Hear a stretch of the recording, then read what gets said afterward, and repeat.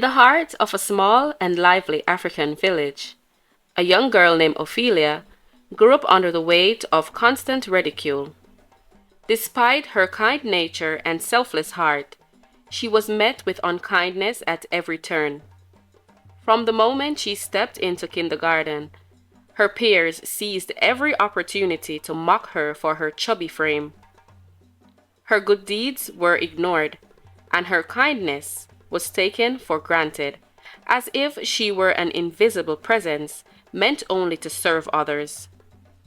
As she grew older, the cruelty intensified. The taunts followed her from classroom to classroom, from the schoolyard to the village streets, echoing in her ears long after she had returned home.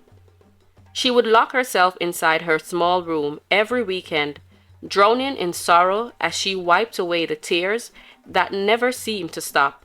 Her mother, a strong and wise woman, advised her to ignore the bullying, but how could she? Every day felt like a battlefield, and the wounds were far too deep to simply be ignored. As time passed, Ophelia found comfort in isolation, withdrawing from people and the world. Her grades began to slip, and eventually she missed her chance to attend university. It didn't matter to her. The idea of facing more people, more whispers, and more cruel laughter was unbearable. Instead, she remained home, assisting her mother at the village market from time to time. Yet, even there, the stares of disapproval and judgmental glances found her, slicing through her already shattered confidence. She felt like a ghost, wandering through life without purpose. That was until an old woman, sensing the storm within her, stopped her one fateful afternoon. With a gaze as deep as the river and a voice as firm as a mountain, the woman offered her advice that would change her life forever. Stand up for yourself, child. The world will only respect those who demand it. The words struck deep within Ophelia, and for the first time in her life, something within her stirred. A new fire burned in Ophelia's heart, a fire that refused to be extinguished by the cruelty of others. It didn't take long for her newfound resolve to be put to the test. Months later, on a sunny afternoon, as she sat at her gate peeling oranges, a fancy car pulled up, and out stepped a young woman who carried herself with an air of arrogance. She munched on a banana as she strutted over, only to carelessly drop the peel at Ophelia's feet. "Pick it up," the woman commanded, as though Ophelia were nothing more than a lowly servant. The old Ophelia might have silently obeyed, but not today. She rose to her feet, squared her shoulders, and met the woman's condescending gaze. "Pick it up yourself," she said, her voice steady and tenacious. The woman scoffed. "Or else what, fatty boom boom?" she sneered. That was her second mistake. Ophelia reached forward, grabbed the woman's perfectly slayed wig, and snatched it clean off her head. A collective gasp rippled through the street as the woman's secret was revealed. Her real hair was a chaotic mess of tangled patches and bald spots. She clutched her head in horror, her eyes wide with disbelief. "What have you done?" she shrieked. Ophelia tossed the wig to the ground, cracked her knuckles, and twisted her neck with an audible pop. "Are you ready for a beatdown?" she asked, a mischievous smirk playing on her lips. That was all it took. The woman turned on her heel and bolted, her skinny legs carrying her away as fast as they could. Ophelia chased her for a few yards before stopping, doubling over with laughter. "Look at your messy head and your chicken legs running," she hollered between breath. The entire village erupted in laughter, and for the first time, Ophelia felt the power of standing up for herself. It was a sweltering afternoon when Ophelia returned home from fetching water. She had been carrying water back and forth all day, ensuring that she and her mother had enough for cooking and washing. As she set the last of the containers down, she noticed something odd. Two of them were missing. Confused, she turned to her mother, who casually mentioned seeing Coffee, a notorious trickster, lurking around the yard earlier. Ophelia's blood boiled. She marched to the back of the house, and sure enough, there was Coffee, sitting in a large pan of water, scrubbing himself as if he were a royal prince at a spa. "Why did you take my water?" Ophelia bellowed, her fists clenched. Coffee, completely unbothered, merely shrugged. "Calm down. You can always fetch more." That was it. That was the final straw. With sheer strength and unrelenting fury, Ophelia stomped over, grabbed the entire bath pan, coffee and all, and hoisted it into the air. "Wait, wait! What are you doing?" Coffee yelped, flailing helplessly. But it was too late. Ophelia carried him all the way to the town square, her steps steady and her determination unwavering. When she finally set him down, the villagers erupted in laughter. There sat Coffee, stark naked, soaking wet, and shivering in shame. "A grown man bathing in a bath pan like a baby," someone shouted. The laughter rang through the air, bouncing off the walls of the village, as Ophelia turned and strutted away, a victorious grin plastered on her face. A few days later, when she was heading to the market, she spotted Juba sitting alone on a bench under a sprawling mango tree. His shoulders were slumped, his face buried in his hands, and he exuded an air of defeat. Curiosity got the best of Ophelia, so she marched over to him, her basket swinging at her side.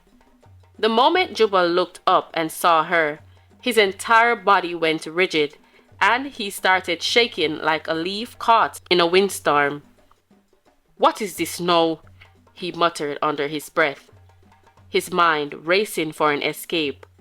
Just as he was about to bolt, Ophelia lunged forward and collared him by the arm. "Why are you running away?" she asked, her voice a mix of curiosity and mild irritation. "I'm not here to hurt you. I'm not a bully, you know." Juba gulped, his hands trembling, but after a few moments, he finally exhaled and calmed down. He wasn't used to kindness, and Ophelia's commanding presence both frightened and intrigued him. As they sat, Juba poured out his woes, tears welling in his eyes. He was a jack of all trade, but a master of none, always ready to lend a hand, but often taken advantage of. People called him to fix pipes, cut lawns, and repair furniture, but more often than not, they conveniently forgot to pay him. "I don't even have food to eat," he sobbed, "and no one wants to pay me my money. I'm tired of this life." Ophelia's eyes flared with anger. She knew this struggle all too well. Without another word, she grabbed Juba's arms and yanked him down the dirt road. "We're going to get your money," she declared. Their first stop was at Touchy's house, a miserly old man who had hired Juba for yard work and refused to pay up. Ophelia stood outside his gate and shouted his name, her voice echoing through the neighborhood. After a few moments, Touchy emerged onto his veranda, scowling. "What do you want?" he barked, waving them off. "You need to pay Juba his money now," Ophelia bellowed. Touchy scoffed and flicked his hand dismissively.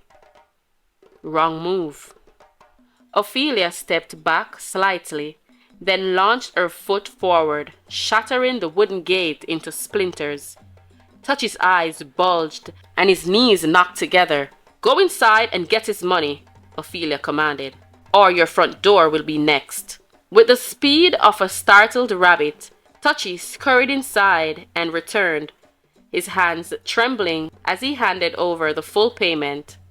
Ophelia and Juba continued their mission, storming from house to house, collecting every last cent owed to him. By the end of the day, Juba had never been richer, but their methods left the but their methods left the neighborhood in awe and terror.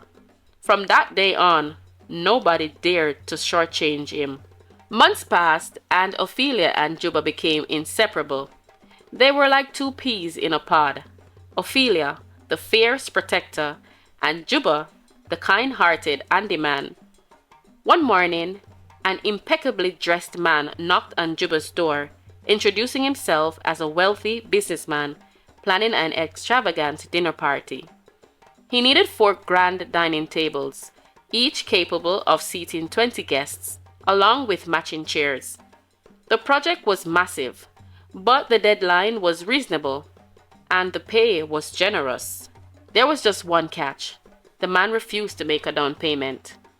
"I'll pay you in full when the job is done," he insisted. "I need assurance that you won't slack off once you've got some money in your pocket." Naive and eager for the opportunity, Juba agreed. For months, he poured his heart and soul into the work, sanding, carving, and assembling each piece to perfection. A week before the grand event, the man sent for the furniture. Juba, ever diligent, ensured the delivery was made in pristine condition.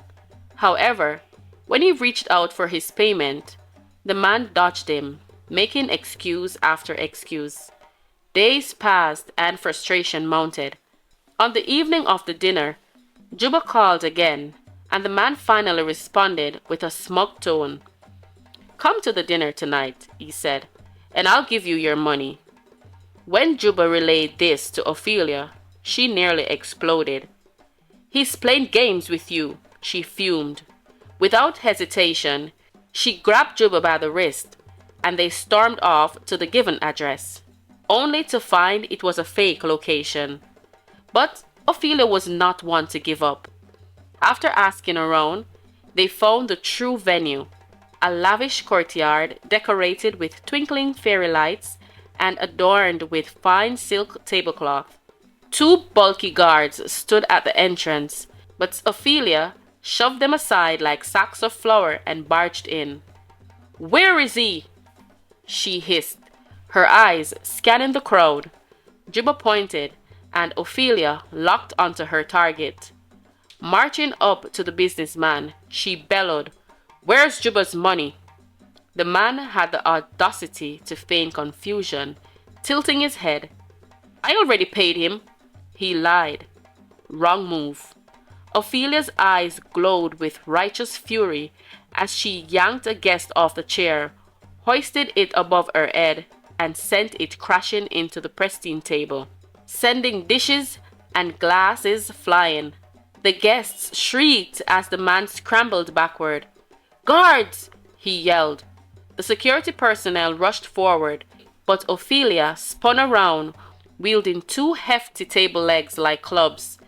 They skidded to a halt, reconsidering their life choices. With one mighty tug, she ripped the tablecloth off the largest table, sending crystal goblets to the floor. Then, methodically, she dismantled every single table and chair Juba had built, reducing them to firewood.